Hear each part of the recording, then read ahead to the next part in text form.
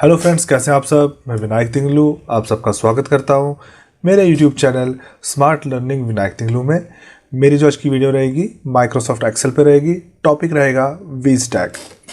We stack formula जो है ये आपको अभी सिर्फ आपके ऑफिस 365 में अवेलेबल मिलेगा। बाकी आपके जितने भी वर्जन्स हैं ऑफिस 2007 से लेके ऑफिस 2021 तक, उसमें आपको ये फॉर्मूला नहीं मिलेगा। तो जो ये वी स्टैक का फॉर्मूला है ये किस तरीके से काम करता है मैं आपके साथ शेयर करना चाहूँगा, सो दैट कि आप भी जंप करें अपने ओल्डर वर्जन से ऑफिस 365 पे। अगर आप लोगों को ऑफिस 365 डाउनलोड करने में या इंस्टॉल करने में दिक्कत आ रही है या आपको नहीं पता कि आप उसको कैसे इंस्टॉल कर सकते हैं, तो मेरे कमेंट सेक्शन में ज़रूर लिखें। मैं उस पर भी एक प्रॉपर वीडियो बना के आपके साथ शेयर करूँगा। अभी बात करेंगे सिर्फ वी स्टैक की।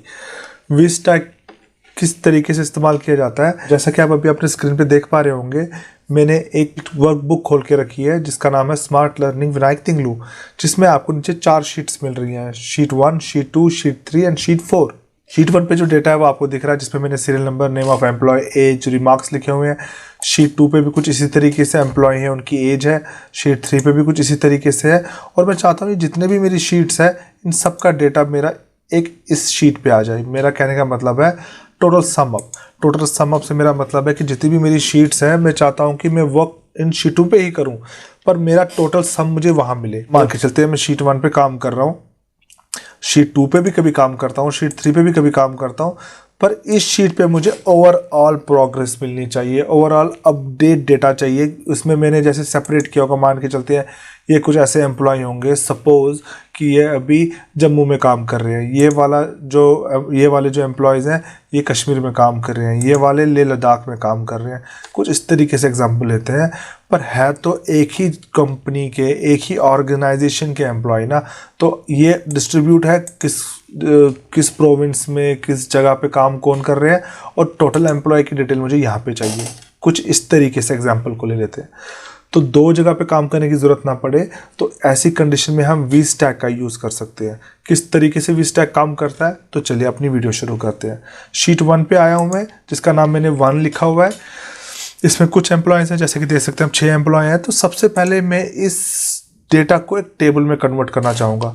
तो टेबल में कन्वर्ट करने के 2 तरीके होते हैं। जो सबसे ईजी तरीका होता है वो ये है कि आप कहीं पे भी क्लिक करें और Ctrl+T प्रेस कर दें, जो कि शॉर्टकट की होती है आपके डेटा को टेबल में कन्वर्ट करने की। जैसे कि आप यहाँ देख रहे हैं वेयर इज अ डेटा, इसे सिलेक्शन कर दिया है। मैं इसको ओके कर देता हूँ।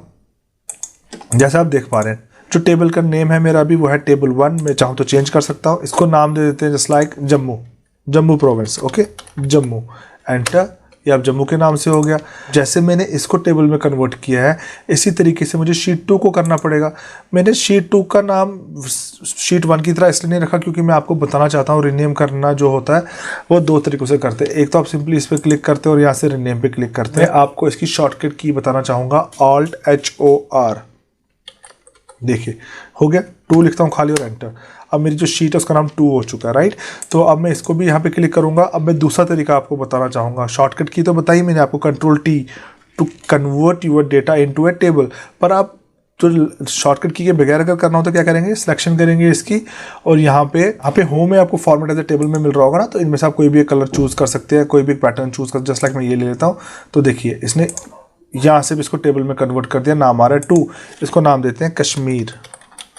ओके, कर दिया। बाहर क्लिक कर देता हूँ, फिल्टर हटा देता हूँ। ये सेकंड शीट भी क्रिएट होगी हमारी। अब थर्ड 1 पे आते हैं। शॉर्टकट की क्या बताई थी मैंने आपको रीनेम करने की, Alt+HOR। Okay, sheet number 3, enter.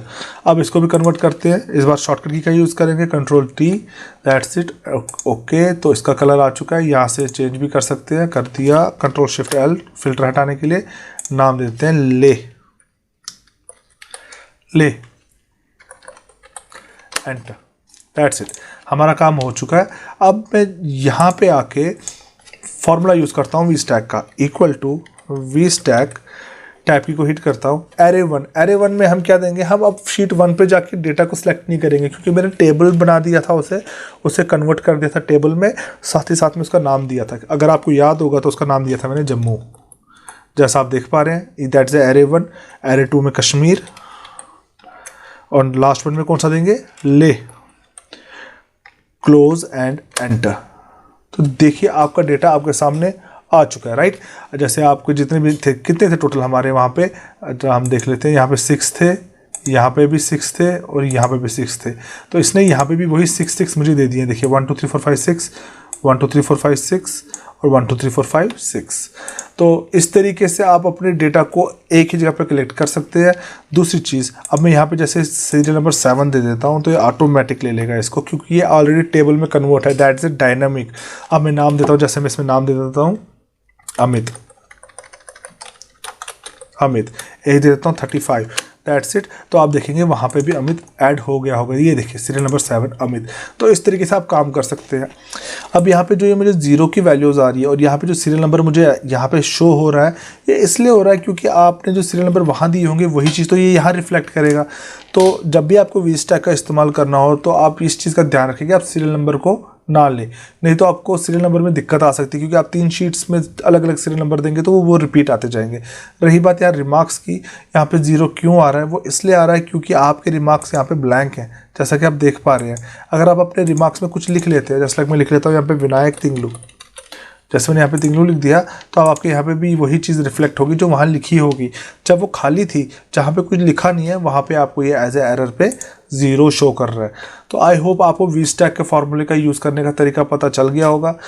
उम्मीद करता हूँ वीडियो पसंद आई होगी। अगर वीडियो पसंद आई है तो मेरे चैनल को लाइक, सब्सक्राइब और शेयर करें। Thanks for watching the video.